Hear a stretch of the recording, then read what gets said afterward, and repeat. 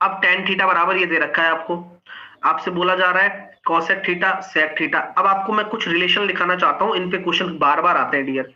जैसे कि आपको याद है कि टेन थीटा बराबर क्या होता है, टेन थीटा बराबर होता है साइन अपॉन कॉस, याद है आपको, पता होगा।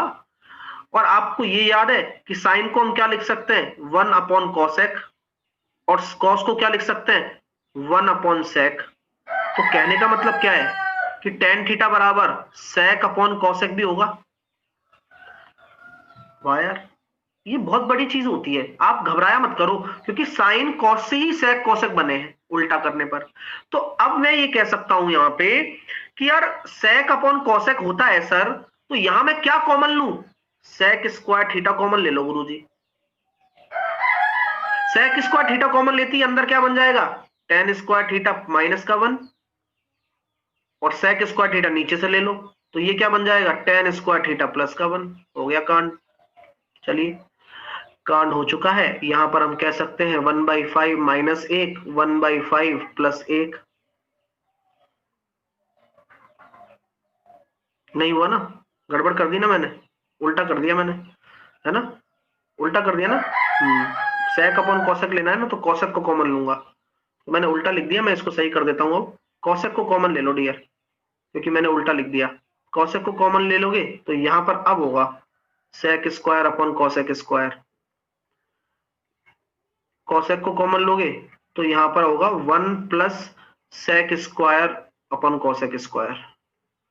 तो ये कितना बन रहा है, ये कट गया, ठीक है। हाँ, समझ में आ रही है बात। हाँ, तो डायरेक्ट भी हो रहा है।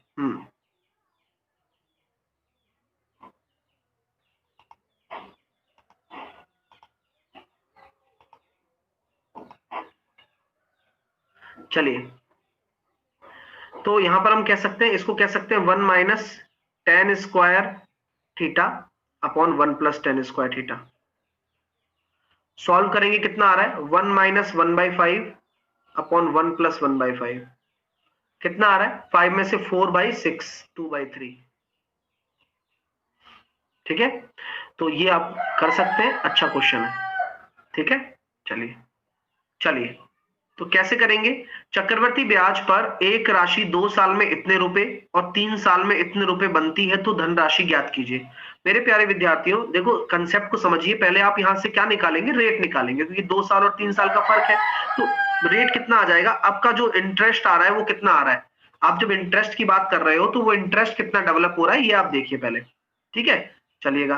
तो मैं आपसे कहना चाहता हूं सिंपल, अगर मैं डिफरेंस की बात करता हूं डियर स्टूडेंट, तो ये डिफरेंस आएगा 1685.4, किस पर, 28,090 पर। यही तो है एक साल का ब्याज, इस पर इंटू 100। तो आपको आश्चर्य नहीं होना चाहिए कि रेट कैसे निकली सर, और रेट कितनी निकली इस पे भी नहीं होना चाहिए। आइए मैं सिखाता हूं कि रेट कैसे निकाली हमने। मैंने आपको गणित में कुछ चीजें ऐसी सिखाई हैं जो आपके काम आएंगी पेपर में। आप मुझे ये बताओ कि अगर आप इसको इससे इसको काटना चाहते हो, तो आप इसको किससे काटोगे। तो आप ये कहोगे सर ऐसे कैसे पता चलेगा, मैं कह रहा हूं ये लगभग 2.8 है। अगर मैं आपको 2.8 से किसी पूर्णांक रेट पर ले जाना चाहूं, तो मैं चाहता हूं कि मैं 16 पर पहुंचू, तो मैं 2 तो गुणा कर नहीं सकता, 4 दूनी 8 हो जाएगा मेरे पास, नहीं होगा उससे काम मेरा। तो यहां पर मैं कहना चाहता हूं कि अगर ये 2.8 है तो लगभग 3 के बराबर है। अब 3 पंजे 15, 5 तो है नहीं, तो 6 आपका राइट आंसर होगा। चलो सर नहीं समझ में आया, अब हमें कौन देगा, और हमें कौन देगा मतलब कैसे पता चलेगा सर, हमें और अच्छे तरीके से बताइए आप। तो मैं ये कहता हूं कि जब मेरा इकाई का अंक 9 है और यहां इकाई का अंक 4 है, पूरा पूरा कटेगा, तो मेरे को ये पता लग गया 6 बार जाएगा, तो 6% मेरा क्या आ गया, रेट आ गया। चलिए, ठीक है। एक बच्चा कह रहा है, बच्ची कह रही है कि भाई मल्टीप्लाइंग फैक्टर से नहीं होगा क्या, मल्टीप्लाइंग फैक्टर से पॉसिबल है क्या डियर, नहीं है। क्यों, क्योंकि उसके लिए ईयर का गैप बराबर होना चाहिए। तो पहले तो अपने 2 साल का गैप है, फिर उसके बाद 1 साल का है। चलो एक बार को मैं बीच में कुछ लेकर करवा भी दूं, लेकिन भाई इसका मल्टीप्लाइंग फैक्टर निकालने में पसीने नहीं निकलेंगे क्या, बताओ पहले, मतलब दिमाग लगा भी तो निकलेंगे ना। तो इसलिए मल्टीप्लाइंग फैक्टर कोई मतलब नहीं है। इसलिए हमें ये मेथड निकाला कि रेट निकाल दिया। अब हमारे लिए आसान हो गया ना मामला। सर कैसे हो गया आसान? ये हमारा 28,090 क्या है, अमाउंट है या प्रिंसिपल है? बोले सर अमाउंट है। तो 6% की रेट है, तो मैं क्या कह सकता हूं कि 50 से 53 हो जाएगा क्या? 50 से 53 मत लिखो, 100 से 106 लिख सकते हो क्या? 100 से 106, 100 से 106, और 106 इंटू 106 कितना होता है ये तो पता है यार, 112.36 पता है ना? 106 इंटू 106 कितना होता है? 112.36। और आपको इसकी वैल्यू निकालनी है 10,000 की। तो 112.36 बराबर अगर ये करोगे, अब आप बताइए कितनी बार जाएगा?